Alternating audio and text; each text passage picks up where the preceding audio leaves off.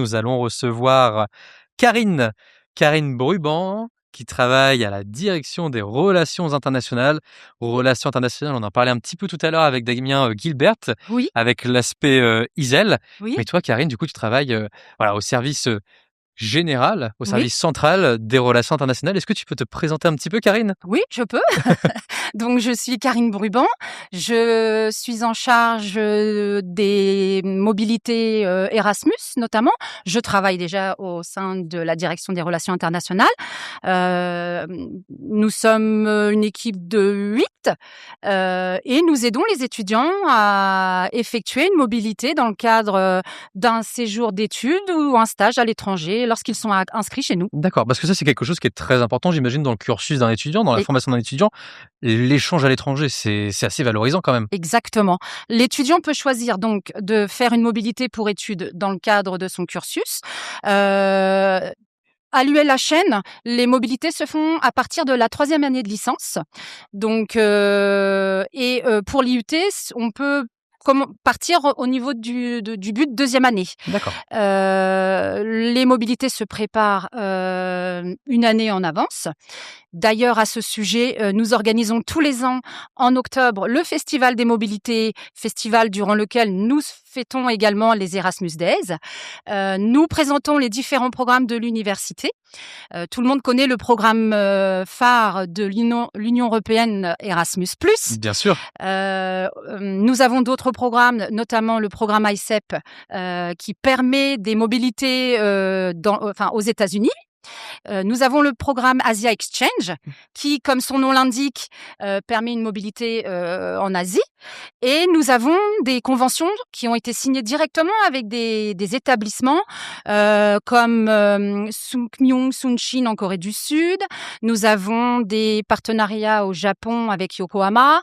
Nous avons signé dernièrement avec le Kazakhstan et l'Ouzbékistan. D'accord. Ah oui, donc beaucoup de destinations pour nos étudiants. Hors Exactement. européenne, à l'étranger, À l'étranger. en Amérique, en Asie. Mais au final, comment est-ce qu'on choisit ça? Comment est-ce qu'on choisit? Il y a des filières qui imposent, dans lesquelles il est préférable de partir. Les filières, par exemple, tout ce qui est commerce avec l'Amérique latine, commerce avec l'Asie, c'est vrai que c'est préférable de Oui, partir faire une mobilité. les masters du PIM. Les masters du PIM, exactement. Mais vous avez des filières à l'IUT, un peu dans tous les départements, en anglais, en droit. L'ULHN est une université tournée vers l'international, notamment maintenant qu'elle a obtenu une alliance européenne, Bien sûr. Unicost, qui ouvre de belles destinations. Si je vous dis Sassari en Sardaigne, les Baléares, Patras en Grèce, nous avons Dubrovnik en Croatie. Dubrovnik en Croatie. Bon, je peux toutes les faire, mais ça va Combien prendre du temps. d'universités déjà? 12, 13? 12 universités partenaires. Partenaires, exactement. Là, nous avons des étudiants qui ont candidaté pour partir à la prochaine rentrée. D'accord. J'espère Très que bien. ça va se concrétiser. Mais Karine, voilà, moi je me pose aussi une question. On a des mobilités Erasmus, Oui. on a des mobilités dans d'autres pays hors Union européenne, on a l'Alliance européenne Unicost. Oui. Mais pour un étudiant, comment est-ce qu'on fait pour choisir? Comment on fait? On vient vous voir? Comment on choisit? Parce que là, ça fait beaucoup de choix quand même. Exactement. Alors, dans un premier temps, ce que nous conseillons, c'est de consulter le site internet de l'université, ce qui permet de découvrir les grandes étapes du projet de mobilité. L'étudiant, par la suite, se rapproche de son responsable de formation et son référent ERI. Il expose son projet. Il voit avec son responsable la faisabilité.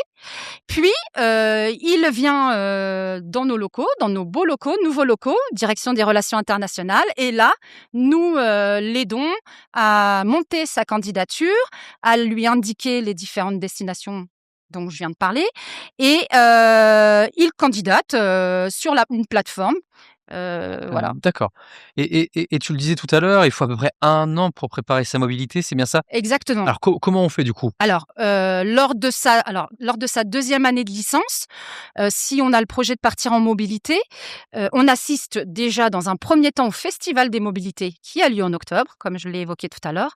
Et on vient nous voir et nous, on aide l'étudiant administrativement. D'accord. Mais la mobilité se prépare 1 an aussi bien pédagogiquement que financièrement. Parce Ah qu'il d'accord, existe des aides à la bien mobilité sûr. qui sont qui sont pas négligeables, mais qui ne couvrent pas l'intégralité du séjour de l'étudiant. Il faut que D'accord. l'étudiant, quand même, prévoie, un soutien U financier, une partie quand même, voilà, autre que d'accord. les bourses de mobilité. Et par exemple, là, on parle d'aide financière. Qu'est-ce qu'on peut avoir comme aide financière pour préparer sa mobilité? Il y en a plusieurs? Oui, alors si vous partez dans le cadre d'Erasmus, vous avez la bourse Erasmus. Selon le pays dans lequel vous souhaitez vous rendre, la bourse n'est pas la même. Le montant est déterminé en fonction du coût de la vie du pays d'accueil. D'accord. Ensuite, vous avez la bourse AMI. C'est une bourse, qui provient du ministère de Oui, l'enseignement supérieur. AMI, aide aux AMI, mobilités internationales, c'est voilà, ça? qui est réservée aux étudiants boursiers du Crous. Vous avez, une petite particularité si vous êtes à l'ULHN. L'ULHN aide ses étudiants qui partent en mobilité en leur donnant une petite aide, supplémentaire, Oui, exact, issu de la heu, CVEC. voilà, issue de la CVEC qui, permet de participer un peu à l'achat du billet, D'accord, ou autre, d'accord. Toutes les universités ne le font pas. Petite spécificité chez nous Tout à fait. Donc, voilà, on a beaucoup d'aides et tout ça, et cumulable. est cumulable, Oui, d'accord, et tout ça, on peut être, aidé, aiguillé par, la direction des relations exactement. internationales pour faire les demandes de ces aides? Puisque j'imagine qu'il y a une procédure à suivre, ce sont des dispositifs, où il faut remplir des documents et Oui, cetera? alors, essentiellement lors de votre candidature, vous aurez des documents à télécharger sur le site et nous vous indiquerons, la marche à suivre. Je tiens à préciser aussi que la région Normandie Oui, aide également dans le cadre du dispositif Passemonde. Elle aide les étudiants normands, qui ont un foyer fiscal, eux ou leurs parents, en Normandie. Elle aide aussi pour, les séjours de mobilité. d'accord. Mais voilà, il y a beaucoup d'aides. L'ADRI, la direction des relations internationales, est présente pour aider. Oui.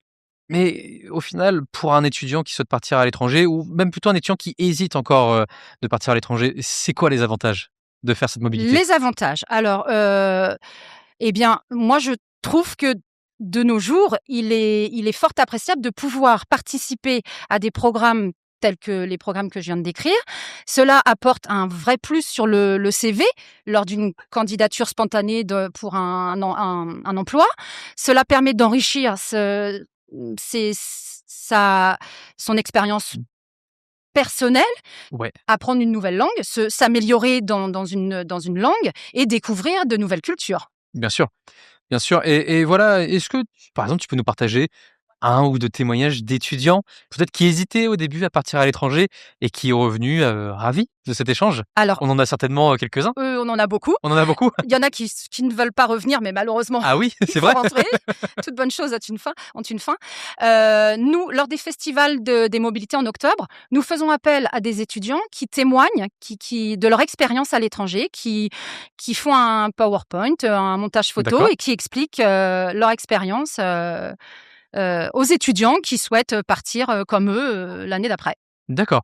Et du coup, toujours des enfin, souvent des Toujours bons des retours? bons Toujours des retours, bons retours? oui, toujours des bons Toujours retours. des bons Il y retours. a J'ai pas souvenir qu'il y ait eu de mauvaises, expériences. D'accord. Ah Non, très très bien. tout le monde, même des pays dans lesquels on ne s'attendait pas à découvrir telle ou telle chose, les étudiants reviennent, fascinés D'accord. Très et bien. gagnent en autonomie, en indépendance et D'accord. très bien. OK. Et ça dure combien de temps ces échanges? Alors, il y a des échanges, pour études, l'étudiant peut partir soit un semestre, soit une année. Ça dépend la filière dans D'accord. laquelle il est inscrit et ça dépend du schéma de mobilité. Alors, c'est-à-dire le schéma de mobilité? Alors c'est un, document, comment je vais expliquer? Ah, la C'est un petite question piège? Oui, dans chaque filière, on ne peut pas partir, toute l'année ou D'accord, qu'un semestre, ou il y a des particularités selon la filière dans laquelle on est inscrit. Et ça, d'accord. le schéma de mobilité, il est disponible au service. Sur demande, on peut le fournir ou alors auprès des responsables, Oui, de formation ou les donc référents RI. dans chaque département, chaque Oui, formation a un responsable relations internationales. oui. Et comment on le trouve du coup ce responsable-là? J'imagine Heu, sur internet, il y a des informations Normalement sur internet, sur internet, sur l'ensemble des sinon toujours venir nous demander, ou vous voir ou au peut-être les service. secrétaires pédagogiques aussi? Exactement. D'accord, donc il y a toujours Il y un a un moyen, relais en il y a fait, toujours un relais qui est dans fait, chaque département, et il est facilement accessible aussi, j'imagine? oui. Ce référent, Du fait qu'on international? soit un établissement à taille humaine, cela privilégie l'échange avec, le personnel enseignant, nous administratifs. C'est vrai que les étudiants ont accès facilement, Oui, bien sûr. à tout le monde. Et quelque chose dont on n'a pas parlé, on a parlé, voilà, des échanges dans le cadre de la formation. Je crois qu'il y a aussi des échanges dans le cadre de stages qui peuvent être faits à l'international? Exactement. Si vous souhaitez faire un stage, à l'étranger, vous pouvez bénéficier d'une bourse, pour stage. Alors si c'est dans le cadre du programme Erasmus, vous avez la bourse Erasmus Stage, toujours avec un montant mensuel et selon le pays dans lequel vous allez, une bourse différente, selon le coût de la vie. Et sinon, si vous allez dans un pays, hors, Erasmus, vous pouvez faire une demande, auprès de nos services également pour un stage, hors Europe, mais le stage, doit avoir une durée de plus de 2 mois. Plus de 2 mois de stage? C'est un des D'accord, critères pour, bénéficier d'une bourse. d'accord, très bien. Donc voilà, c'est vrai qu'on a une université tournée vers l'international. Exactement. On accueille aussi parfois des étudiants. Est-ce que tu peux, alors je sais que toi tu es plus sur les mobilités Sortante, sortantes. mais j'ai mes collègues Ouais, qui sont en charge des étudiants internationaux qui viennent dans le cadre ouais, de programmes. Ils sont très bien accueillis. ouais, Les collègues organisent des activités pour que les étudiants arrivent à bien s'insérer, à sûr. faire des connaissanmes. Donc nous organisons des soirées bowling, nous D'accord, organisons, des soirées de Noël, les galettes des rois parce que c'est une tradition bien sûr, française, bien donc nous sûr. faisons découvrir un petit peu les traditions à nos étudiants internationaux. Nous les choyons.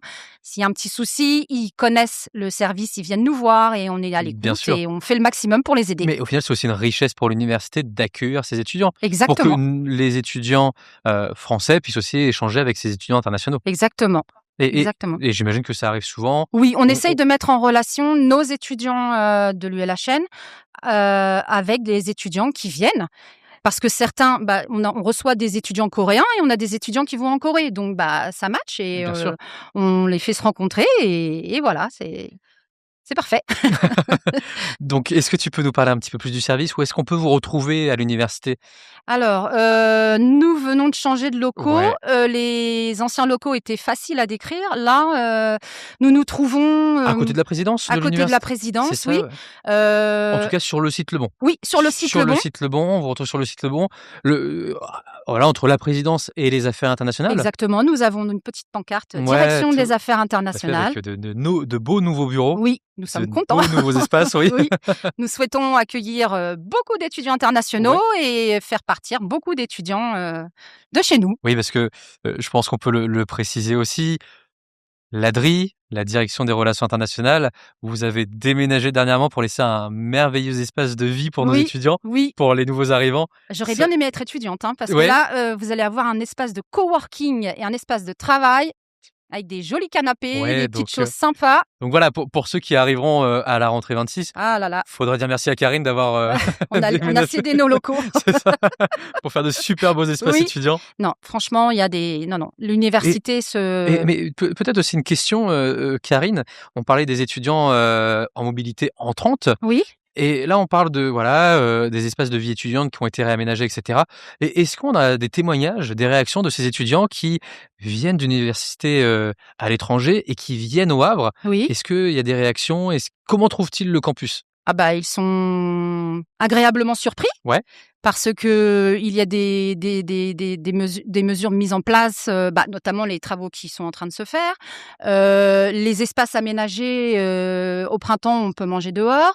Les nouvelles salles de sport, enfin, tout ce contexte-là, oui, fait que, nos étudiants, sont ravis, des tarifs attractifs pour pratiquer une activité sportive, oui, tout à fait.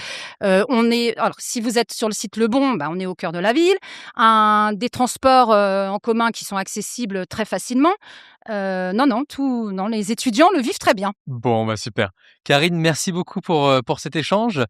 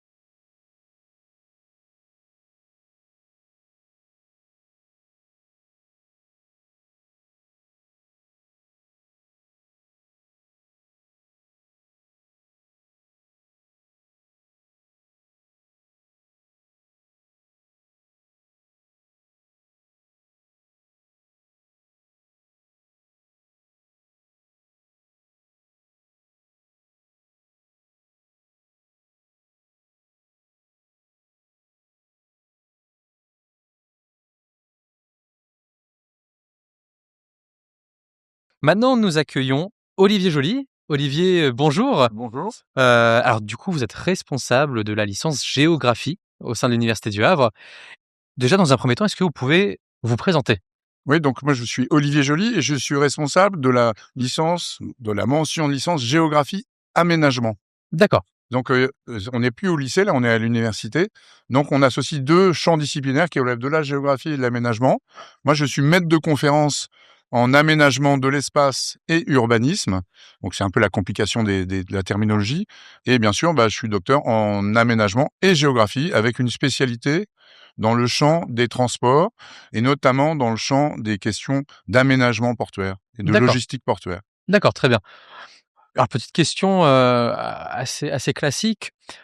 En arrivant à l'université, en arrivant en licence de géographie, à quoi est-ce que peuvent s'attendre les nouveaux étudiants? Parce que j'imagine que ça n'a pas grand-chose à voir avec, les cours de géographie qu'on peut avoir au lycée. Ah Ou oui, peut-être alors que si? il y a une continuité, mais on est quand même dans un champ, dans d'une nou pas une nouvelle approche, mais donc une approche différenciée par rapport au programme de cycle, secondaire, de cycle lycée.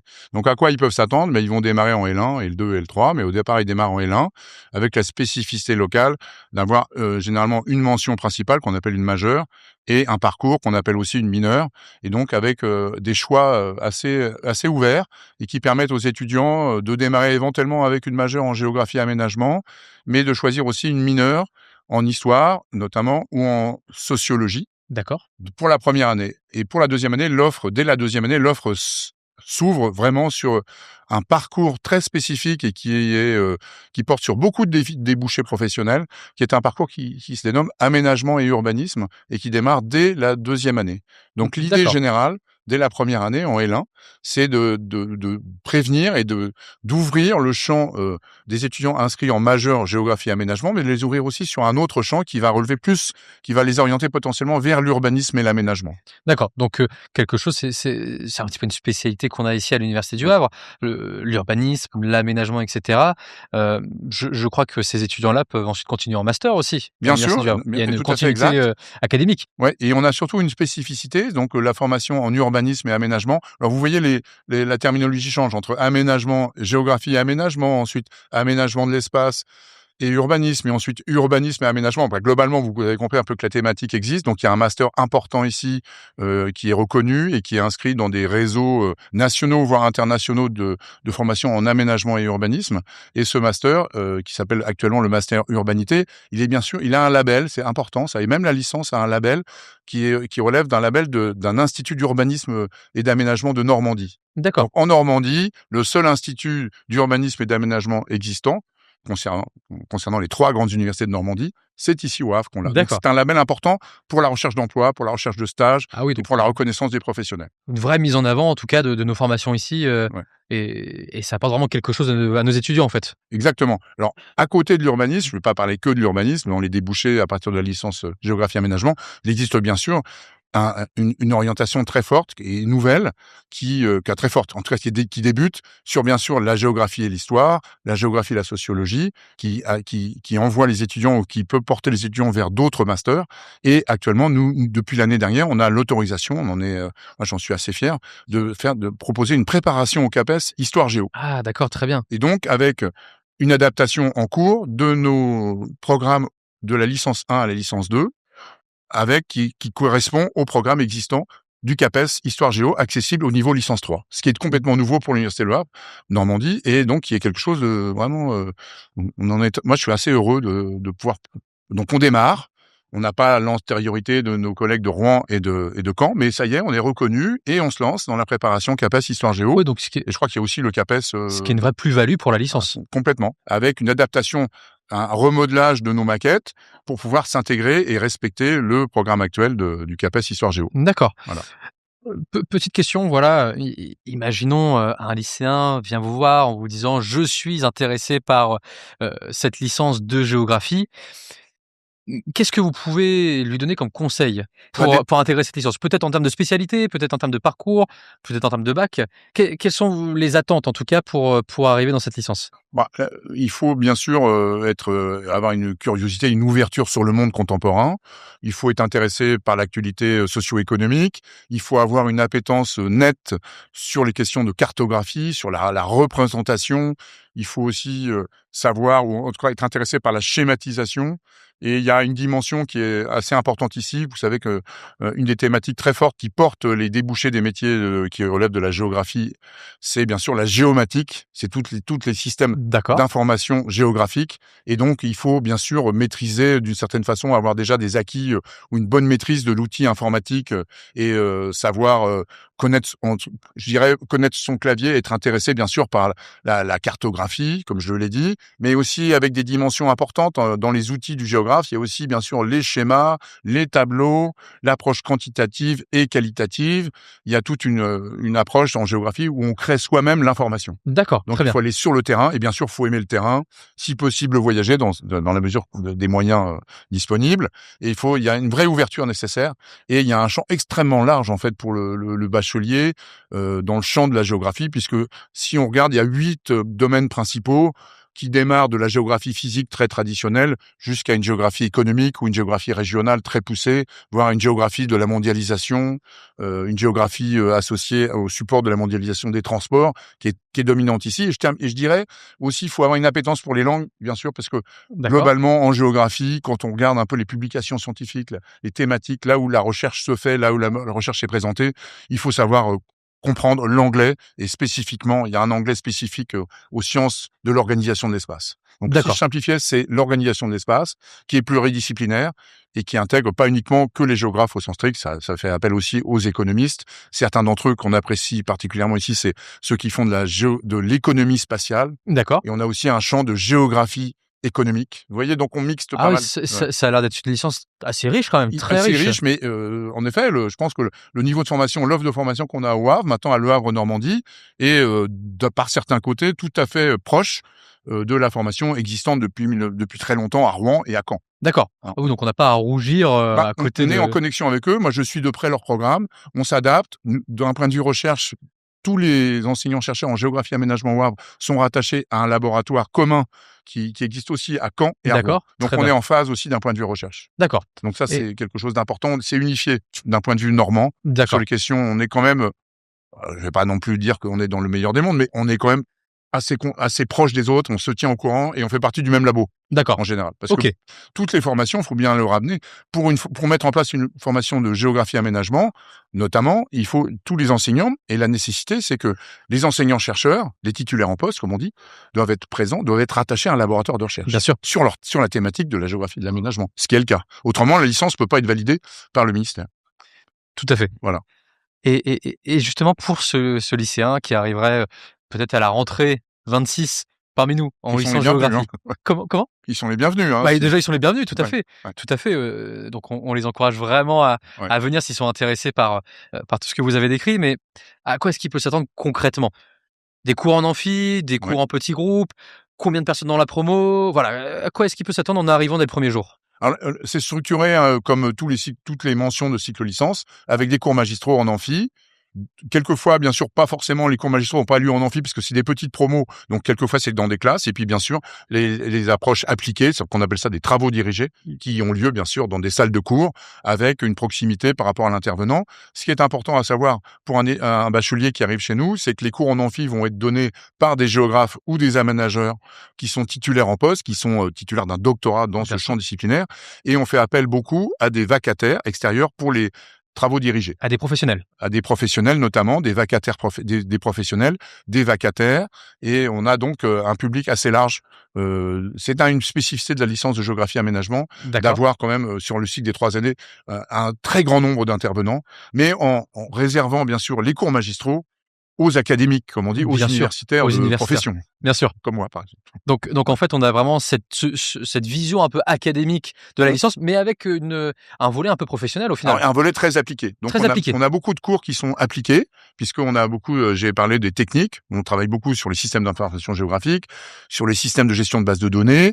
Il y a beaucoup de statistiques, une statistique très particulière qui est adaptée aux questions spatialisées, D'accord. aux questions géographiques. C'est pas la même statistique que pour faire de la chimie. Ça y ressemble, mais très vite, ça dévie. Et on a surtout aussi une dimension ici importante pour nous. On est dans une ville portuaire, donc on met le paquet, entre guillemets, sur notre spécificité régionale et on pense que c'est pertinent dans le cadre du projet d'établissement de valoriser l'aspect transport international, l'aspect logistique, l'aspect aménagement logistique. Et donc on a une spécificité là-dessus, l'aspect ville portuaire, Ouais, interface ville-port. bien sûr, C'est des questions qui nous intéressent particulièrement, qu'on développe et qui sont pas développées à Lille, hein, il y a un par vrai exemple. ancrage Et puis je dirais sur le territoire. complètement. Et il y a la deuxième chose, c'est qu'on valorise de plus en plus les cours en langue anglaise. D'accord. Donc il y a de la géographie, geography in English, il y a du planning, de la planification transport, il y a des questions logistiques, planification logistique en transport, avec dans les dimensions spatialisées, hein. Alors peut-être que là, on pourrait mal comprendre mon propos. On reste bien dans le champ de dimensions géographiques. On a une approche qui n'est pas une approche strictement économique, mais une approche qui est spatialisée, donc qui tient compte des attributs géographiques des objets sur lesquels on travaille. D'accord. C'est important. Et je dirais une dernière chose, peut-être, si je peux, Bien c'est sûr, de bien sûr. dire qu'il y a un lien avec la recherche. Et c'est D'accord. ça que je trouve pertinent, c'est que une partie des cours sont issus de certaines avancées en recherche qu'on propose, notamment sur la recherche Donc sur ce qu'on appelle les maritimistes, donc la géographie des transports appliquée aux questions maritimes et très portuaires. intéressant, donc des cours Ça, aussi un peu évolutifs au final. Ouais, surtout dans le 3e année de cycle licence. C'est vrai qu'on monte en puissance et en spécialisation entre L1, L2, L3, mais en 3e année, on a des cours qui approchent aussi à la fois de l'application, mais aussi bien sûr de la théorie qui est nécessaire avant l'application. D'accord. Et on développe pas mal ces questions-là. OK. Et donc le lien, la langue anglaise. Donc le côté, on est dans une ville portuaire, donc la dimension internationale nous intéresse Ouais, particulièrement. c'est un volet international, mais aussi un volet très ancré sur le territoire, on dirait. Oui, mais on est dans une ville portuaire, donc on est Mais sur une porte bien sûr, océane, hein, donc on est ouvert sur le monde. bien sûr. Et donc Et ça, c'est intéressant. et peut-être une question, aussi, est-ce qu'au cours de cette licence, les étudiants peuvent réaliser un stage à un moment? Oui, alors il y a toujours le stage qui est obligatoire dans le cadre pour valider une licence, un stage de 2 semaines minimales à partir de la période du printemps. D'accord. Mais souvent, ce stage, on fait des dérogations pour le démarrer dès la 2e année. D'accord. Et c'est pas un stage forcément qui continue dans le temps. Il peut être perlé une semaine là, une semaine là. Il est toujours conventionné, donc sous contrôle, bien sûr, de convention avec l'université. Et en général, il faut dire la vérité, il n'est pas rémunéré pour 2 semaines. Il y a très peu de gratification de stage au niveau licence. Il y en a Bien sûr. quelques fois. Et quelquefois, pour les stages qui durent un peu plus longtemps, parce qu'on peut proposer des stages 2 semaines minimum. Et moi, j'ai des étudiants qui demandent des dérogations pour faire des stages de 3 mois. Mais D'accord. pas 3 mois d'un coup, parce qu'ils ont les cours. Mais ils positionnent le stage et s'ils s'y prennent à l'avance, s'ils démarrent le stage obligatoire de 3e année, ils le démarrent en 2e année, ils ont relativement une période Oui. beaucoup plus large. Et Et ça, c'est pertinent. Et ce qui est un vrai plus au final sur le dossier Complètement. et notamment pour les masters qui vont arriver après. Ouais. Et alors, le stage de ces étudiants qui est demandé dans certaines parties de la formation, notamment dans le parcours aménagement urbanisme, comme on a beaucoup de professionnels dès la 2e année, Ouais. un petit nombre d'étudiants, mais quand même significatif, trouvent des stages grâce aux professionnels dans les entreprises, dans les organismes d'où viennent ces professionnels, trouvent des stages D'accord. directement. Grâce à ces intervenants grâce, qui viennent, et qui les repèrent et qui les D'accord. identifient et qui leur proposent, quelquefois, ils leur proposent des stages. D'accord. Ah ouais, donc c'est quand même très intéressant. Ça veut dire que même au sein de la licence, même au sein des cours, on a toujours la possibilité, comment dire, d'entretenir son orientation professionnelle grâce à des rencontres, Et grâce à surtout, un réseau. il faut être volontaire et donc ça fonctionne assez bien. On a quand même des bons résultats et donc là, on est très ancré, comme vous le dites, sur le territoire, localement, puisque nos professionnels, majoritairement, sont des professionnels donc dans le champ de l'urbanisme et de l'aménagement qui sont dans les collectivités locales, dans les services d'urbanisme locaux Bien sûr. et donc on est ancré dans le territoire. Des Bien deux sûr. côtés de la norme, des 2 côtés de la Seine, hein. Et je crois, petite dernière, question avant de vous laisser partir, Olivier, je crois que quand on arrive après cette licence, quand on arrive en master urbanité, à l'université du Havre, il est aussi ouvert en alternance, si je ne dis pas de Oui, bêtises? c'est un master en alternance qui fonctionne très bien. et qui effectivement propose une approche très orientée urbanisme. D'accord. Et actuellement, il y a aussi des dimensions qui sont liées aux spécificités locales. Pas mal d'étudiants en alternance, par exemple, sont souvent recrutés parce qu'ils ont des compétences dans le champ de l'urbanisme opérationnel, dans le champ de la maîtrise des outils très techniques de systèmes d'information géographique, dans le champ de la géomatique au sens large, dans le champ de la cartographie, Bien sûr. et bien sûr, les stages, l'alternance, et quelquefois on est sur des champs qui relèvent de l'aménagement et de l'urbanisme, mais avec une orientation locale du type aménagement et urbanisme portuaire. D'accord. Ça, c'est important de voir ce Très côté-là. bien. Et c'est un plus, ça c'est vraiment une spécificité locale Très, très bien. qui rentre bien dans le champ d'une des thématiques de l'établissement, de la politique scientifique de l'établissement vers les espaces maritimes et portuaires, Bien sûr. cette approche-là. Donc Très on essaie d'être assez en cohérence sur ces questions-là. Et puis bien sûr, il y a aussi toujours l'Erasmus Oui, bien très sûr, important, et on en a avec parlé, tout à l'heure, ouais, ça c'est très avec important, Barbara ce côté, justement, avec un Karine, pardon. semestre, souvent le semestre 6 ou le semestre 5, D'accord. Donc en encourager, 3e année de licence, géographie aménagement, pour encourager la mobilité et pour aller un peu regarder d'autres méthodes et d'autres modes de fonctionnement d'université partenaires de notre université. d'accord. Avec un contrôle très net avec le système des ECTS, on vérifie bien que les ECTS, avant d'envoyer nos étudiants faire un semestre de licence dans une autre université partenaire, on vérifie bien sûr que le programme, je vérifie Bien sûr. en l'occurrence, que le programme correspond Bien sûr. à nos attentes. Oui, tout à Il fait. ne s'agit Que pas ce soit d'aller faire de la chimie alors qu'on est, vous voyez ce que je veux dire? tout à Même fait. si c'est la chimie est très intéressante, mais c'est ça l'idée. Merci beaucoup Voilà. Olivier, merci pour votre Bah, merci. intervention. Du coup voilà, en encourageant, les lycéens intéressés par la géographie, curieux Oui, de ce monde-là, la à curiosité venir est vraiment voir ce que importante, ça ouais. donne, à venir au JPO, à regarder sur le site de Oui. l'université, pour avoir Alors un petit sur le peu site Parcoursup, il y a des recommandations qui sont données. Si on ouais, creuse un peu et on trouve, voilà, on les a rédigées, d'accord, on a travaillé sur ces recommandations pour intégrer la licence géographie aménagement, d'accord, et ça répond parfaitement à vos questions si j'étais un peu rapide. parfait. En relisant les recommandations qu'on a proposées, elles sont écrites, elles sont nettes. Effectivement, il y a l'importance quand même de savoir s'exprimer à l'écrit et à l'oral, c'est très important. Bien sûr. Ouais, la maîtrise minimale demandée. Donc éventuellement une note au bac français quand même qui soit au-dessus de la mention assez bien. Ça peut D'accord. avoir quelque chose qui passe au-dessus de 12 sur 20 et approcher la mention bien autour de 14. Bon, Ça peut être pertinent. très bien, merci beaucoup Olivier.